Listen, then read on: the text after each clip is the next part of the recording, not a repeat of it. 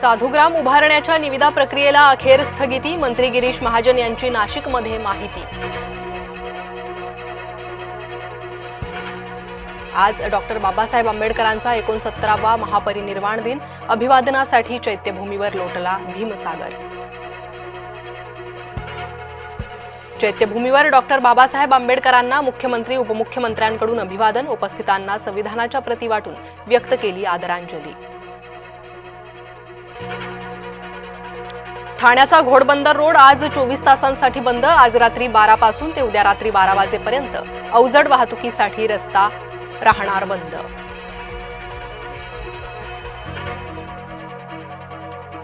पुणे बंगळुरू मुंबई दिल्ली दरम्यान special train धावणार, आजपासून 18 डब्यांच्या 30 विशेष ट्रेन धावणार, विमानाचा फटका बसलेल्या प्रवाशांना मोठा दिलासा।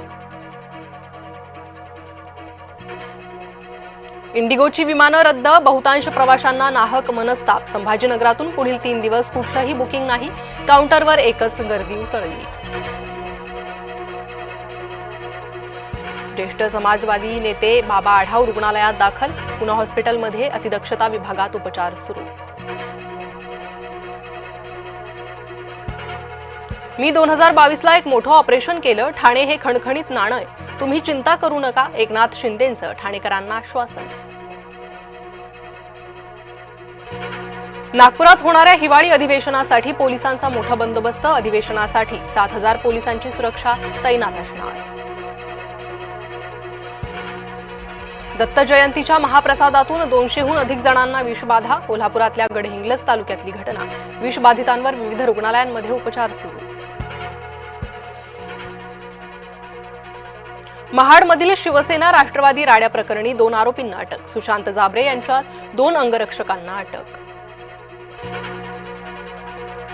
वरळीत कामगार युनियनवरून भाजप आणि ठाकरे गटात वाद, कामगार संघटनेचा बोर्ड लावण्यावरून वाद, आम्ही कामगारांच्या बाजूने उभे राहणार, भाजपची भूमिका।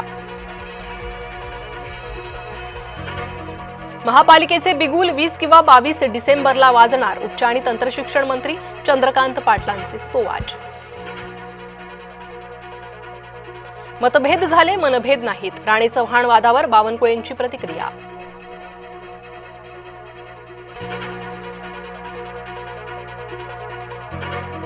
अमेडिया कंपनीकडून मुद्रांक शुल्कची नोटीस अमान्य, पार्थ पवार अमेडिया कंपनीत भागीदार, कंपनीवर मुद्रांक शुल्क बुडवल्याप्रकरणी गुन्हा दाखल।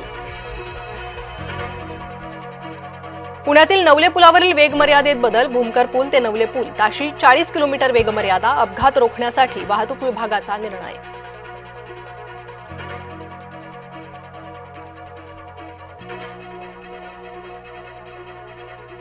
नीता अंबानींच्या कार्यक्रमाला ठाकरे पितापुत्रांची उपस्थिती, अभिनेता रितेश देशमुखची सहपत्नी हजेरी स्वदेश फ्लॅगशिप स्टोअर कार्यक्रमात उपस्थित।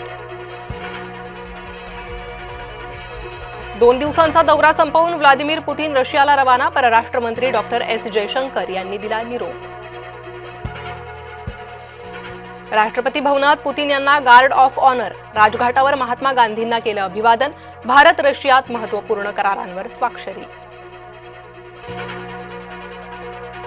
रशियन नागरिकांना 30 दिवसांचा पर्यटक व्हिसा मिळणार, दहशतवादी हल्ले रोखण्यात रशियाची भारताला मदत, पंतप्रधान नरेंद्र मोदी यांचं वक्तव्य। छत्रपती संभाजीनगर जिल्ह्यात थंडीचा कडाका वाढला, थंडीपासून बचावासाठी ठिकठिकाणी पेटतायत शेकोट्या।